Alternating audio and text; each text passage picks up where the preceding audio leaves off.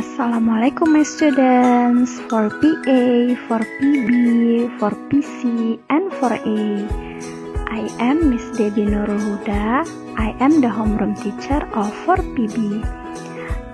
Miss akan ajarkan kalian tematik ya pada hari ini.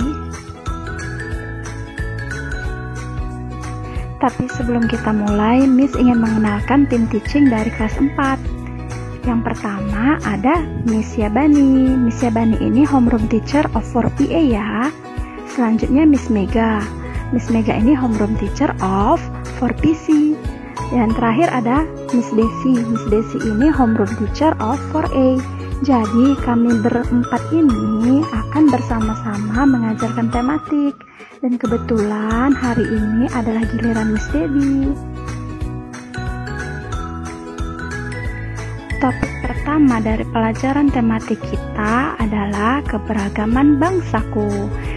Topik ini ada di tematik tema A ya. You may open your book.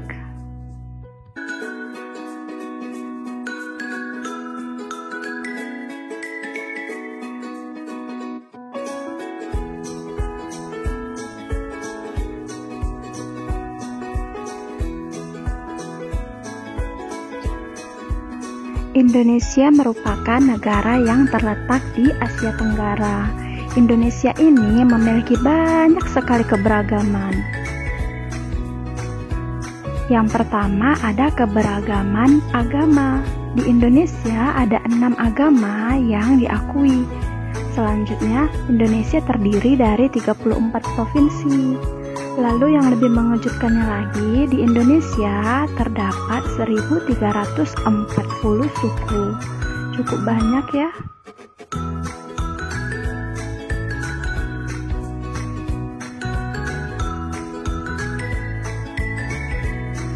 Nah, pada video kali ini Miss akan membahas mengenai agama yang ada di Indonesia beserta suku-sukunya, juga tarian daerah, alat musik tradisional, rumah adat, dan pakaian adat. Seperti pada penjelasan Miss tadi, bahwa di Indonesia terdapat 6 agama yang diakui. Agama-agama apa saja itu? Yang pertama ada Islam, Protestan, Katolik, Hindu, Buddha, dan Konghucu. Ayo kita bahas satu-satu.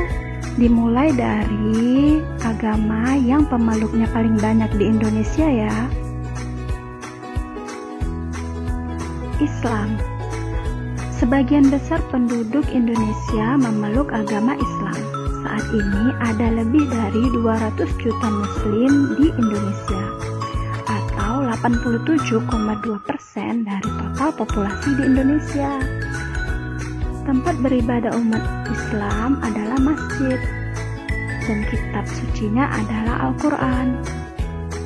Pemuka agamanya adalah ustadz ataupun kiai. Agama yang kedua adalah agama Kristen Protestan.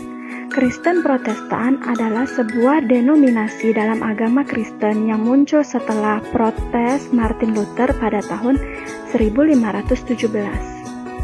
Jumlah pemeluk agama Kristen Protestan sebesar 6,9%.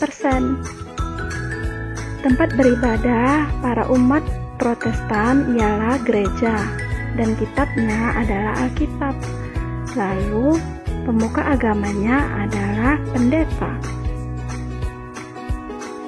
Selanjutnya ada Kristen Katolik. Kristen Katolik di Indonesia berawal dari kedatangan bangsa Portugis ke Kepulauan Maluku, dan orang Maluku adalah orang pertama yang menjadi Katolik di Indonesia. Jumlah pemeluk agama Kristen Katolik sebesar 2,9%. Tempat beribadah para umat Katolik adalah gereja. Kitabnya juga Alkitab atau Injil, dan pemuka agamanya adalah Romo. Agama yang keempat adalah Hindu. Hindu memiliki sejarah yang paling panjang dibandingkan agama resmi lain di Indonesia. Bali memiliki penganut agama Hindu terbesar di Indonesia. Jumlah pemeluk agama Hindu adalah 1,7%.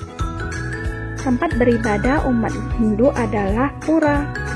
Lalu kitabnya adalah Weda, dan pemuka agamanya adalah pendeta atau pedanda. Agama yang kelima adalah agama Buddha. Agama Buddha merupakan agama tertua di dunia dan juga di Indonesia yang berasal dari India. Buddha berkembang cukup baik di daerah Asia. Jumlah pemeluk atau penganut agama Buddha di Indonesia sebanyak 1,7%. Lalu tempat beribadah umat Buddha adalah vihara, kitab sucinya adalah Tripitaka, dan pemuka agamanya adalah biksu. Agama terakhir yang diakui oleh Indonesia adalah Konghucu. Penyebaran agama Konghucu ke tanah air dilakukan oleh orang-orang Tionghoa yang merantau ke Indonesia. Jumlah pemeluk agama Konghucu sebanyak 0,05%. Agama Konghucu mempunyai tempat ibadah yang disebut kelenteng. Lalu kitab suci umat Konghucu adalah Shisu, dan pemuka agamanya adalah Sueshi. Mohon dikoreksi ya kalau pengucapan Miss Debbie salah. Oke, setelah selesai membahas agama, kita akan masuk ke suku-suku di Indonesia. Miss bagi kelompok suku-suku ini atas dua. Yang pertama adalah Pulau Sumatera, karena kita tinggal di Pulau Sumatera. Jadi inilah suku-suku yang ada di Pulau Sumatera.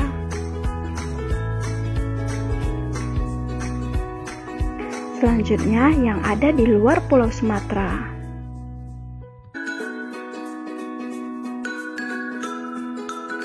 Sebenarnya ada banyak sekali suku-suku yang ada di Indonesia, tapi hanya ini dulu ya, karena suku-suku inilah yang akan kita pelajari selama kelas 4.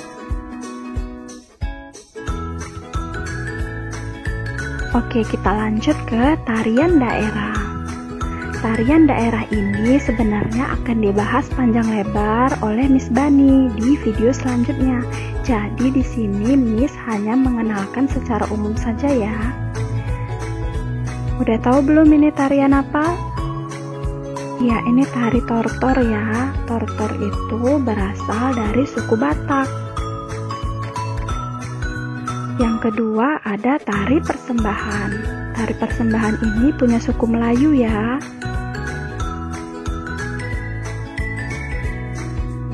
Tari piring dari suku Minang. Dan siapa yang tahu ini tarian apa? Ini namanya tari saman dari Aceh. Kalau yang udah tahu, great, good job. Dan yang terakhir ada tari ondel-ondel. Tari ondel-ondel ini berasal dari suku Betawi. Selanjutnya ada alat musik tradisional. Miss punya 5 alat musik tradisional yang berasal dari Indonesia. Terus kalau kalian bisa menjawab dengan benar apa nama alat musik tersebut beserta daerahnya, selamat, berarti pengetahuan kalian tentang budaya Indonesia sangat luas. Ayo kita mulai dari alat musik pertama. Ada yang tahu ini apa? Dari suku apa? Oke, ini namanya rebana. Rebana ini berasal dari suku Melayu. Fungsi rebana sering dipakai sebagai mengiringi tarian zapin. Rebana juga digunakan untuk melantunkan kasidah dan hadroh. Selanjutnya, alat musik apa ini? Alat musik ini namanya sasando dari suku Timor.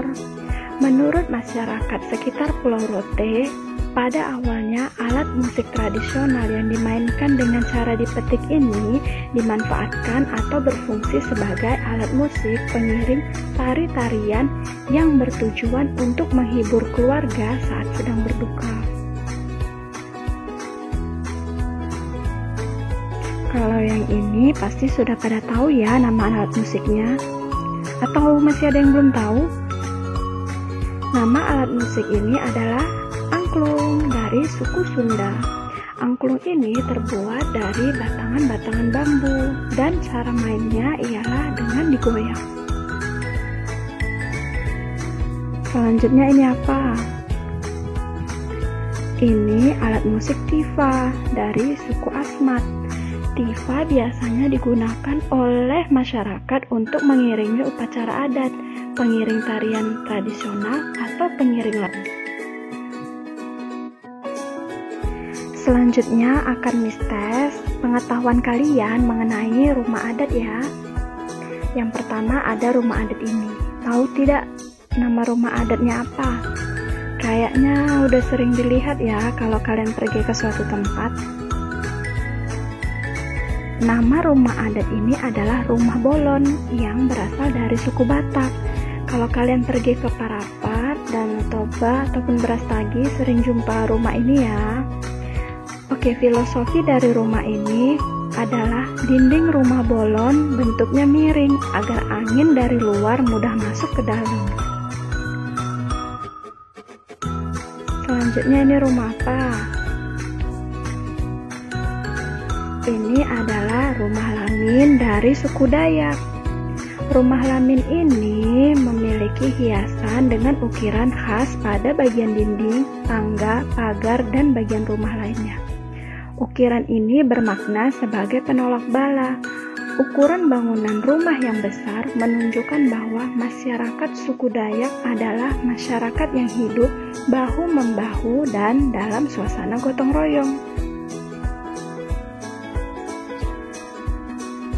Selanjutnya ini rumah apa? Ya, ini adalah rumah gadang dari suku Minang. Rumah gadang dibuat berbentuk persegi panjang yang terbagi atas bagian depan dan bagian belakang. Rumah tersebut berbahan kayu yang atapnya berbentuk runcing. Lalu yang terakhir, ini rumah yang keempat. Rumah yang keempat ini dinamai rumah Honai dari suku Dani.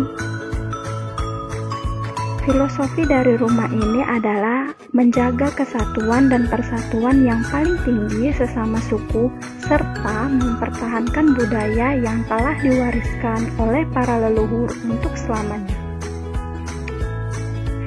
Oh, sorry nak, ternyata rumah Honai tadi adalah rumah terakhir yang telah Miss jelaskan. Oke, sekarang kita beralih ke pakaian adat. Pakaian adat yang pertama pasti kalian tahu ya, ini apa? Ya, ini adalah ulos. Ulos ini dipakai sebagai nilai estetika dan juga biasanya menjadi kado pengantin yang tengah mengadakan ritus pernikahan adat Batak. Selanjutnya ada baju kurung punya orang Melayu. Seperti ini ya gambarnya. Pernah lihat kalau nonton Upin Ipin, pernah lihat kan pada waktu hari raya teman-temannya Upin Ipin yang perempuan pakai baju seperti ini, atau Kak Ros pernah lihat kan? Ya, baju ini adalah baju yang dipakai untuk acara-acara besar orang Melayu.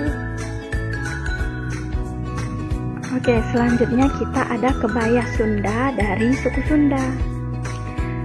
Kebaya Sunda ini adalah simbol kelembutan dan keteguhan perempuan. Dan terakhir ada baju adat dari suku Minang, yaitu gundukan duang, identik dengan tanduk di bagian kepala ya. Oke, itu saja yang bisa Miss jelaskan pada hari ini. Sekarang Miss mau tanya, dari penjelasan Miss yang panjang lebar tadi dan mengasihkan, berasal dari suku apakah kamu? Ayo, ada yang udah tahu dari suku apa dia? Kamu bisa tulis jawabannya di comment section. Miss tunggu ya. Oke, thank you so much for today everyone. Thank you so much for watching also. Jangan lupa channel Miss di subscribe ya, dan video ini di like. Oke. Good job everyone. See you on the next video. Assalamualaikum.